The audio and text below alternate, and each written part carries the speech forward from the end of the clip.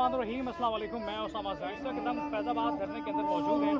Doctor Shafiq Amini साहब रुकने शूरा हमारे साथ मौजूद हैं। डॉक्टर साहब, धरना स्टार्ट हो गया है, पहले मार्च का ऐलान था, मार्च से धरने का ख्याल कैसे आया? बिस्मिल्लाहिर्रहमानिर्रहीम। सबसे पहले आपका शुक्रिया उसामा ज़ैद साहब। ज़ाहिर बात है कि जब एक हुकूमत एहतजाज की सूरत में आप मिलियन मार्च निकाले और लाखों लोगों को सड़कों पे ले आएँ, लेकिन उसके जो है ना वो उसको ख़बर ही तक ना हो, बस उसी वक्त वो सिर्फ वो दिन गुजार दे कि चलो ये चले जाएं, तो उसके बाद आखिर ऑप्शन यही रहता है कि आप उसके लिए बैठ के मुतालबात मनवाने के लिए आप बैठ जाएँ। तो इस वजह से बस यही ख्याल है। लोगों की राय है कि एस्टेब्लिशमेंट की ईमा पर आप आके यहाँ पे बैठ गए हैं। फैज़ाबाद के अंदर बैठना एस्टेब्लिशमेंट की ईमा के बगैर मुमकिन नहीं है। पाकिस्तान तहरीक इंसाफ 4 बंदे लेके निकलती है, क्रैकडाउन स्टार्ट हो जाता है। तहरीक लबैक कैसे फैज़ाबाद में बैठी है? ये तहरीक इंसाफ को ना अपने कारकुनों को और उनकी जो नाकामी है और जो उनकी डर है ना, उसकी वजह से फिर वो हमें कहते हैं क्या ये क्या समझते हैं हमें नहीं मिली धमकियाँ, या हमें जो है ना वो इन्होंने इजाज़त दी है। इन्होंने तो रात तक जो हमें धमकियाँ दी है, मैं समझता हूँ अगर इनको दे दी इनको तो एक कहने पर वो जलसा कैंसिल हुआ। अगर जिस तरह हमें ये कहते रहे हम ये करेंगे वो करेंगे, तो शायद वो तो पार्टी भी छोड़ जाएं, लेकिन हम अल्हम्दुलिल्लाह हमने करके दिखाया और आ गए। तो नाकामी का वो हमारे ऊपर नहीं डालना चाहिए। बाकी जो आपने बात की है कि आप चले आते हैं, तो हमें तो कहीं भी इजाज़त नहीं है, ये तो बात तो क्लियर है। और इशारों की बात यह है कि यहाँ पर लोगों का जहन बन चुका है। ज़ाहिर बात है जब आप निकलते हैं तो किसी को फ़ायदा होता है, किसी को नुकसान होता है, लेकिन हम अपने फ़ायदे की सोचते हैं, इस्लाम की सोचते हैं और फ़लस्तीन की सोचते हैं। इस वक्त जो हमारे सामने मसला है ना, काज है, वो बहुत बड़ा है, वो मिशन बहुत बड़ा है और पूरे सिर्फ आलियान पाकिस्तान की नहीं, पूरी उम्मत मुस्लिमा तो क्या, ये तो यानी ऐसे ममालिक में जो गैर मुस्लिम ममालिक है उसमें भी बहुत मौसर आवाज़ उठी है।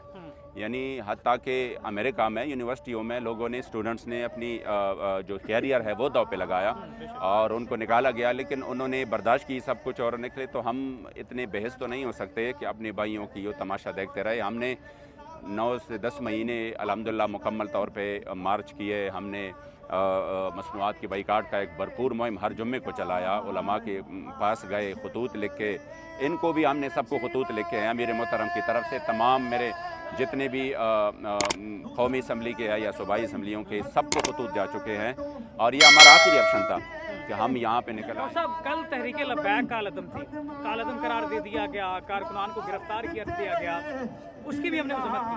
आज पाकिस्तान तहरीक इंसाफ को कालअदम करार दिया जा रहा है, आपकी क्या राय है? मेरे ख्याल में वो भी गलत था, ये भी गलत है।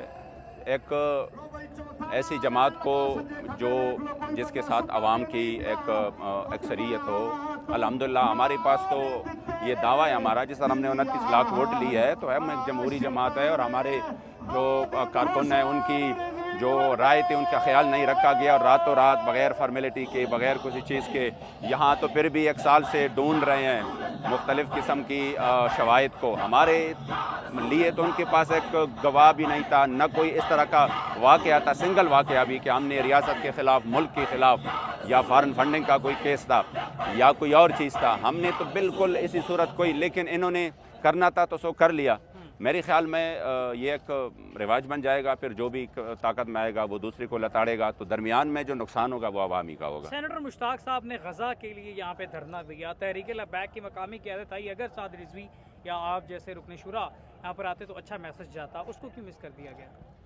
हमने अल्हम्दुलिल्लाह से वज़ा जो उधर हमारे दोस्त बैठे थे, तो हमने मुकम्मल तौर पर उनको बार बार जो हमारे अरकान शूरा है, हर जो है ना जमात की पॉलिसी होती है, उसी पॉलिसी के मुताबिक हमने अल्हम्दुलिल्लाह उधर हमारे अरकान शूरा गए, हमारे अमीर इस्लामाबाद गए, रावलपिंडी गए, रुकन शूरा गए और जब उनकी वो शहादतें हुई उस पर 2-3 दिन हम उनके साथ बैठे रहे, भरपूर हमने उसके साथ अल्हम्दुलिल्लाह इज़हार यकजहती की है। अब आगे मुतालबात हैं, टोटल 3 मुतालबात हैं। नेतन्याहू को दहशतगर्द करार दिया जाए, इसराइल मसनूआत की बाइकआउट किया जाए और मसनूआत जो इमदाद वहाँ पे पहुँचाई।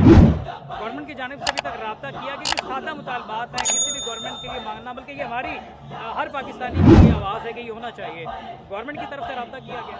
आप ये ख़ुद सोचें ना कि जो ही हमने मुतालबात रखे तो तकरीबन आम तौर पे लोग कह रहे थे कि ये बिल्कुल वो मुतालबात है जो पाकिस्तान के बस में भी है और यानी उसको कर सकते हैं। ورنہ ہم نے تو وہ مطالبات نہیں رکھے نا کہ آپ یہاں سے چلے جائیں اور جہاد کریں. یہ ہمیں معلوم تھا کہ ان کے کام میں نہیں ہے یہ کس طرح کر لے. ہم نے وہ مطالبات رکھے جو ان کی طاقت میں ہے اور وہ کر سکتے ہیں, اور اس کے لیے ان کے اوپر کوئی وہ بھی نہیں ہے. جب انڈیا سر عام اس کو اسلحہ دے سکتا ہے تو آپ ایک فیڈر دودھ کیوں نہیں دے سکتے؟ آپ جا کر ایک گولی اور ایک انجیکشن کیوں نہیں دے سکتے؟ ایک مرہم پٹی کیوں نہیں دے سکتے؟ ڈاکٹر صاحب پھر ایسا نہیں ہے کہ چھوٹے سے مطالبات ہیں نہ مان کے گورنمنٹ افراتفری کی جانب لے جا کے شہباز شریف کے استعفے یا اس طرح کی بڑی چیزیں جو ہم دیکھ رہے ہیں جو ہونے جا رہا ہے ممکنہ طور پہ ان کی طرف یوٹیلائز نہ کر لیا جائے اس دھرنے کو؟ میں آپ کو ایک سمجھائد صاحب میں آپ کو ایک تاریخی بات بتاؤں, اور اس کو انشاءاللہ سننے والوں کو بھی لطف آئے گا اور آپ کو بھی یقین آئے گا کہ جب ہمارے 8 شہید ہو گئے نا پچھلے دھرنا ختم نبوت میں, تو کچھ جگہوں سے کچھ طریقوں سے ہمیں خبریں دے گئیں کہ ابھی تو آپ ایک وزیر کا جو ہے نا وہ استعفیٰ کا مطالبہ نہ رکھیں, اب تو آپ کے شہید ہو چکے ہیں اور پورا ملک اس وقت جام ہے. 3 دن سے مکمل ملک جام تھا. اب تو آپ کے پاس نا وزیر خارجہ کی بھی, داخلہ کی بھی, فلاں کے بھی ساری یعنی پوری نون لیگ حکومت اس وقت آپ کی مٹھی میں. آپ چاہیں تو یوں اس کو گرا دے. ہم بھی جذباتی تھے. میں آیا ادھر, مجھے اب بھی وہ منظر یاد ہے, میں آیا ادھر فیض آباد اوپر پل کے اوپر بابا جی اپنے خیمے میں تھے. میں بیٹھ گیا, میں نے کہا بابا جی اب کیا ہے مطالبوں کے حوالے سے؟ بابا جی نے کہا وہی ہے جو ہم نے مطالبے رکھے تھے. میں نے کہا اب تو ہمارے شہید ہو چکے ہیں, اب تو ہمارے مطالبے بڑھ چکے ہیں. انہوں نے کہا کیسے بڑھے ہیں؟ میں نے کہا جو ہمارے بندے شہید ہو چکے ہیں. تو کہہ رہا کیا مطالبہ ہے؟ میں نے کہا اب اوروں کو بھی, اس حکومت کو بھی ختم کرنا ہے. تو بابا جی تو بصیرت کی, ابھی لوگ وہ کہہ رہے ہیں, اسی وقت وہ دیکھ رہے تھے. مجھے کہا نہیں کہہ رہا ایسا ہو نہیں سکتا. کہہ رہا یہ تو 8 شہید ہو گئے, ہم سارے شہید ہو جائیں تب بھی ہم ختم نبوت کے لیے آئے تھے. تو قیامت تک کوئی یہ نہ سمجھے کہ ہماری دھرنا جو ہے وہ ختم نبوت کا ہے, ختم حکومت کا نہیں ہے. یہ اسی وقت انہوں نے کہا کہ ہمارا دھرنا ختم نبوت کا ہے, ختم حکومت کا نہیں. تو میں آپ کو یہ سوچو نا, جو لوگ ابھی سے کہہ رہے ہیں کہ یہ استعمال ہو جائیں گے اور یہ استعمال ہو رہے ہیں یا یہ انشاءاللہ تعالی بالکل سمپل ہے نا. آج اگر وہ ہمارے ساتھ یہ بات مان جاتے ہیں تو یہ سارے چمگوئیاں اور یہ سارے آگے پیچھے کہ وہ ختم ہو جائیں گے, ہم چلے جائیں گے. کیا مسئلہ ہے ہمیں؟ آخری سوال ہے, کروڑ روپے خرچ ہو رہے ہیں, یوٹیلائز پیسہ کہاں سے آ رہا ہے؟ اس کا جواب تو بابا جی دیتے تھے. کون دیتا ہے دینے کو منہ چاہیے, دینے والا ہے سچا ہمارا نبی. آپ یقین کرے, یہ اللہ اور رسول کو میں یعنی ان کے سامنے یہ بات کہتا ہوں کہ ہم جب آتے ہیں تو ہمارے پاس جس طرح بابا جی کہتے تھے نا کہ ہمارے پاس 20 کلو چنا بھی نہیں تھا کہ ہم لے کے آئیں, لیکن یہاں پر 21 دن سوپ کے بھی معاملات چلتے رہے اور خوراک تو اتنا وافر تھا. اب بھی الحمدللہ ہمارا سب کچھ یہاں پہ چل رہا ہے. اور سوچ کے یہ مشکل ہے, بندہ نا سوچ کے مشکل ہے کہ یار یہ کارکن ہے, ان کو نا رات کو اس کا آرام نہیں ہے, دن کو فوراً جب سورج چڑھ جاتا ہے تو اس میں آرام ہو سکتا ہے نہیں. اور ان کے پاس پوری طرح جو ہے نا وہ بھی اگر نہیں ہو کوئی ٹینٹ وغیرہ تو کیا یہ احتجاج نہیں کریں گے؟ لیکن آپ کسی سنگل کارکن سے بھی جا کے پوچھ لے, وہ کہے گا مجھے کوئی بھی چیز نہ ملے لیکن میں یہاں پہ اپنے قائدین کے حکم پہ بیٹھا ہوں, وہ چاہے سال تک بیٹھ جائے. اس کو کہتے ہیں جذبہ. یہ جذبہ ہے اور یہ حقیقی جنون ہے, اور اس جنون کو شکست کوئی نہیں دے سکتا.